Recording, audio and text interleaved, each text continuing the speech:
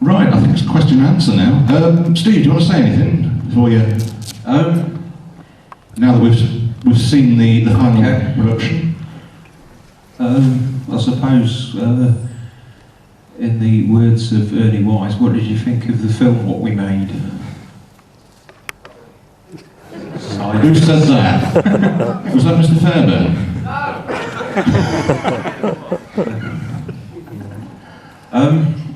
Yeah, I just hope you all enjoyed it. I think you hope. Absolutely.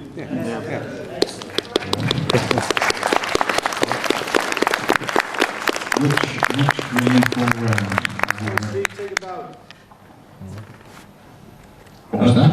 Take about. No. Think about. I don't think my back can stand it, to be honest. Yeah, I suppose. Does anyone have any questions? Anyone want to ask anybody anything about Timeslip or the film? Put your hand up, please, and I'll come to you. There we go. Hi, Spencer and Cheryl. What do your families make of all this? Ladies first. Maybe we should be asking them. What do our families make of all this? Well, I don't know. My husband's always sort of been incredibly supportive. I think he's here today, and so is Lynn.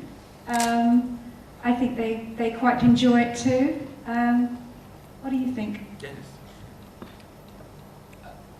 Certainly endorse that. In terms of our respective children, well, they're not children anymore, they're adults, and Cheryl's daughter has children of her own. I think they find Timeslip a little bit quaint, to be honest, because they're a generation that have been brought up on Star Wars and the like. I think they find it quite unusual that there is still so much interest after so many years.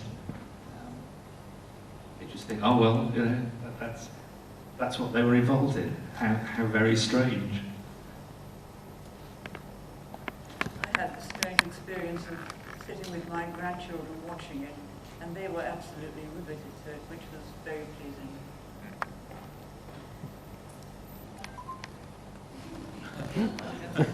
Well, that's it. Any more questions? Over there. Hold on. Talk amongst yourself. Well, my family think I'm an absolute lunatic because I devote masses and masses of time and money to something that doesn't seem to ever make a profit. So, yeah, for further reference, talk to Caroline, she'll tell you all about it. I saw something on the question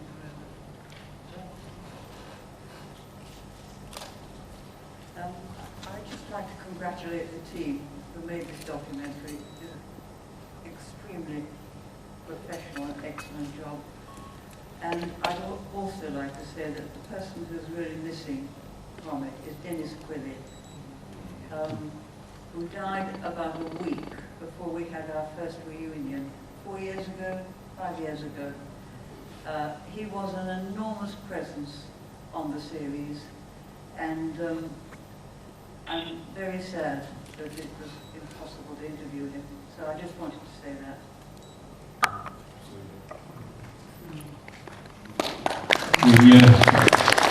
We did actually, I spoke to Dennis on the phone a number of times, and we did actually arrange an interview at one time, but he was just too ill to be able to sort of to go through with it. But I was glad that I was able to talk to him, and he was very, very helpful. I mean, Dennis was a star. He went on to such massive things, and it was very flattering for me to be able to get his input into what was originally the website. That was how all this got started. And the fact that Dennis was willing to be involved in that and wanted to be interviewed about his time on Timeslip will give you an indication of the esteem that he had the series in. So a question for Ruth, to ask her, at Timeslip it doesn't feel like a children's drama, and therefore was it ever produced with the idea of it being done in a certain way for children, as opposed to the way in which a drama would be done for an adult audience? Were there different ideas, restrictions and things in place.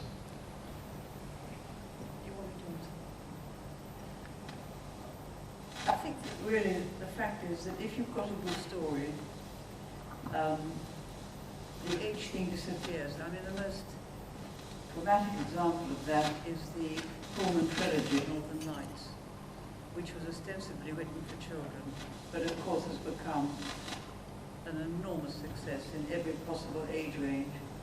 And I think it's a great pity that children's programs no longer exist. They're all family viewing, because a lot of the wonderful stories came through that medium. I think we've lost a great deal, but I think Pullman in many ways has pulled us out of that.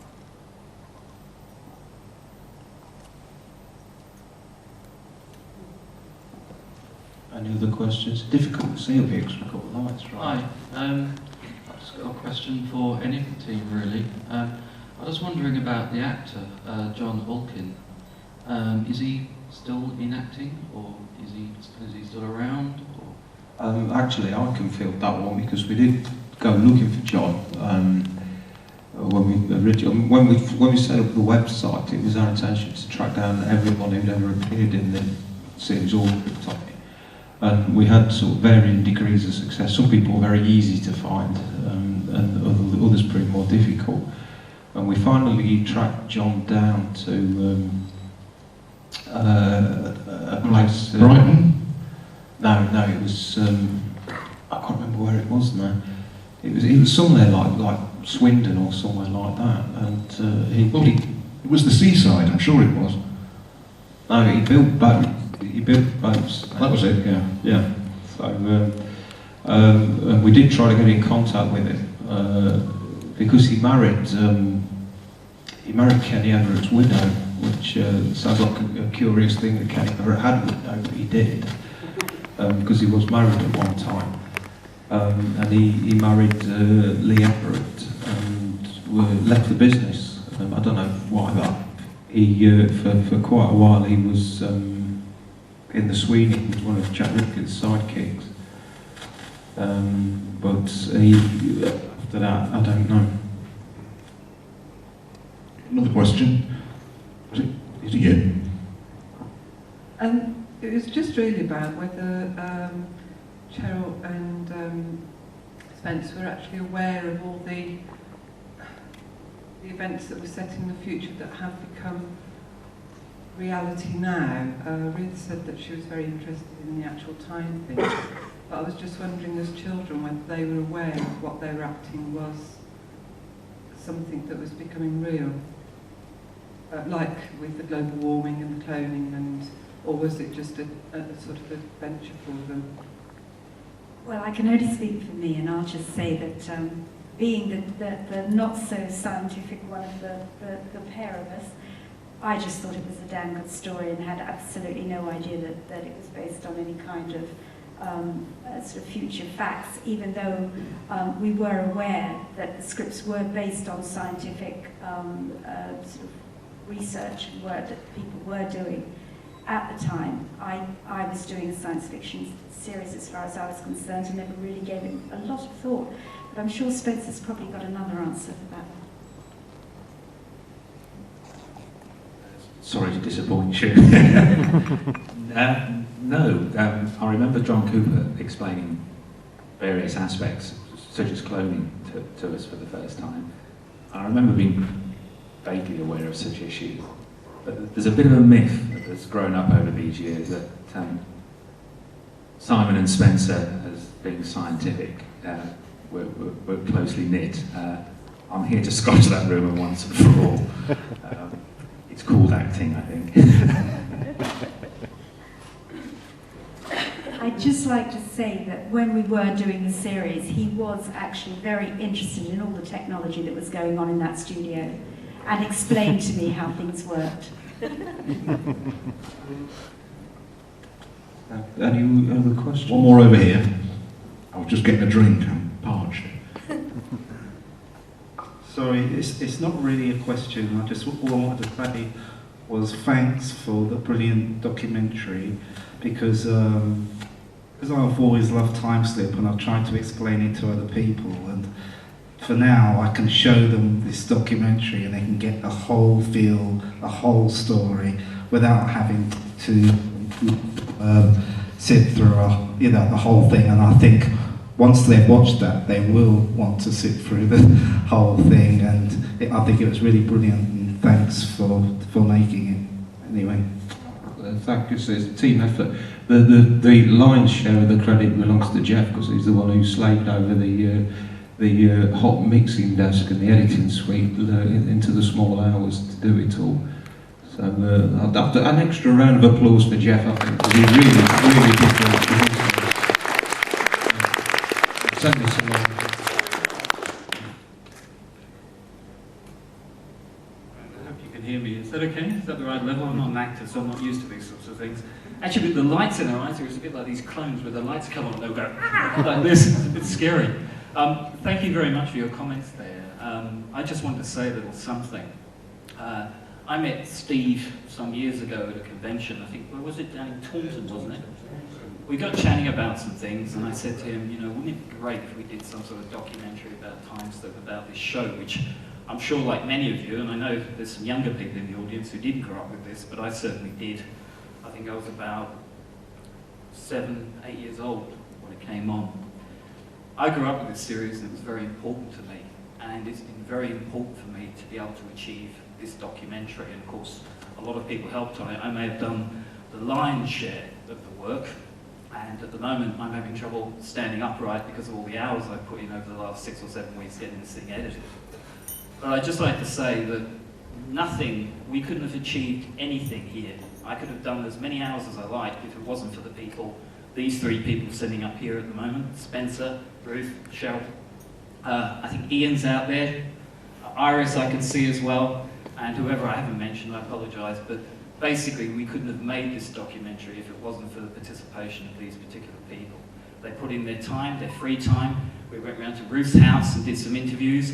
We dragged Spencer and Cheryl up to Shepparton, I think it was, wasn't it? Shepparton Film Studios. They've put in an enormous amount of time to allow us to do this, and they sort of put their trust in us. And I hope that trust we've repaid back. So I thank you for your more than. It's very nice. And Ruth said something in the documentary, and Spencer came up and reminded me afterwards, after the showing today. And Ruth said, it's important to make a series if it has an effect on one person. And I hope this has had an effect on each one of you here today, because that's very important to me. So thank you very much, and I hope you enjoyed it. I hope you continue to enjoy Timeslip. Thanks.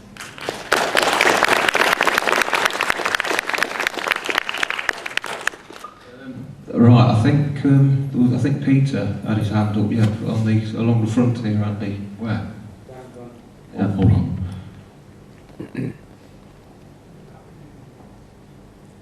Not really a question, I just wondered if you could all say a few words in tribute to Derek Benfield, who passed away recently. Well, I'm probably not best placed. I only met Derek a couple of times, but I'm sure the middle 3 of us here have got a few things that they could say. I adored Derek. He was such fun to work with. And I have this memory of the last scenes that we did together in the studio. He was always up for a joke. He was a very funny man.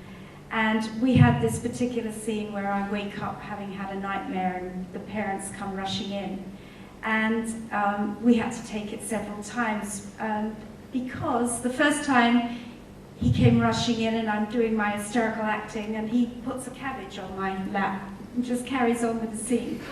So, because I fell about. And then the next take, he arrives with a plaster cast on his leg. And so I fell about again. But eventually we got it done. And when Iris and Derek finished that particular day, it was a really emotional time. And I think I cried buckets. Really missed not seeing him. And no, all I can say is that he has a very special place in my heart, and I'm sure in lots of other people's hearts too. Yes, I feel exactly the same as Cheryl does, but he did come to our first reunion party, and that was very nice. It was extraordinary. What, 35 years later, and practically every single person was there, with the sad exception of Dennis. But Derek was there, and that was wonderful. Yes, all I can do is endorse everything that Ruth and Cheryl have said. The thing that will always remain with me was Derek's incredible sense of humour. He was a master at his craft. He was also a master at getting you to giggle, and that's something I don't think we will ever forget. And my very last abiding memory of him was after the celebrations of the last episode that Iris and Derek recorded. We all signed his beautiful white shirt in felt tip, and it was reported that he was caught doing the rumba in his bedroom at about 3 o'clock in the morning, with his wife saying, "What on earth have you been up to, and what have you done to your shirt?"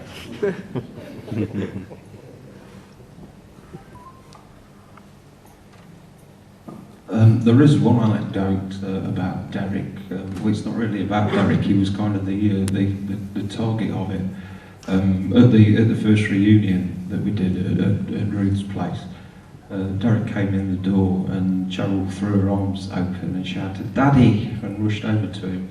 Unfortunately, it wasn't recorded for posterity, but it was a nice moment. That was. So I think actually we've about run out of time now. Because we've got to clear out because the paying punters are coming in later. So there is something a couple of things we've got to do before we actually wrap up. First of all, Chris Gibbings, where are you? Where are we repairing to after this? Well, the only train is the Crown, the Wetherspoon pub, a few hundred yards down the road. The Crown. Anyone who wants to go on afterwards and have a few drinks with us is the Crown. If you go to the bottom of 3 Close Lane, make a left. It's about 200 yards on the left. So someone's going to have something to eat afterwards and have a few drinks. So we can maybe continue some of this down there. There are 2 sort of parish notices to take care of before we go. First of all, can I ask Richard if he can make his way to the stage?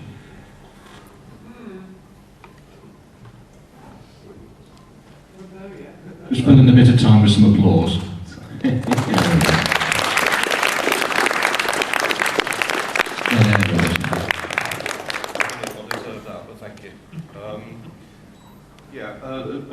Just a very quick message from Mike Noble, who was the comic artist for the series in Looking magazine.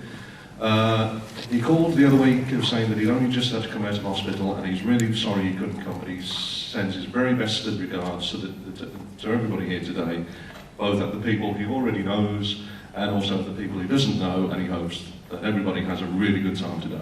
That's it. Thank you very much. And also, we've got a bit of a surprise feature just to stick in at the end here, a rather apt little piece. You'll know what I mean when it unfolds. So if Jackie could make her way up to the stage, please.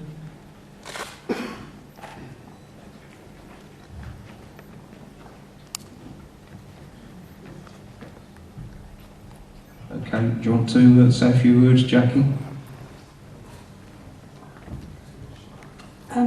Some of you know that I'm here sort of representing the Tomorrow people today, and we all realise that Ruth worked on more than just Timeslip.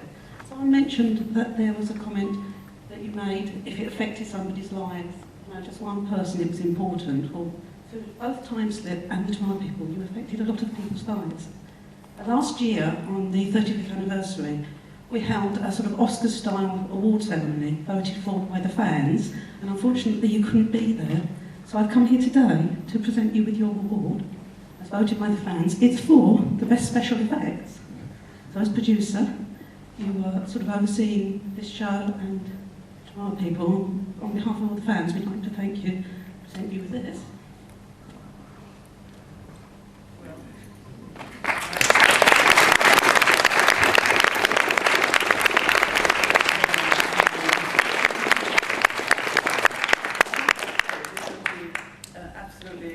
Occasion for me, and as Spencer said a bit earlier, if anybody told me that in 2009 we would still be talking about Timeslip and showing it, I would have laughed them out of the room.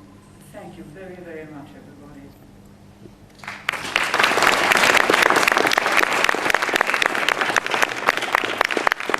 Okay, well, I'm afraid that's all we've got time for this time round. So until the next event, and undoubtedly there will be one, much to Caroline's annoyance, but there will be more. Timeslip has still got some time to go. Thank you all for coming, and we'll see you down the road in the pub. So Good night from me. And it's good night from him. Good night, bye-bye.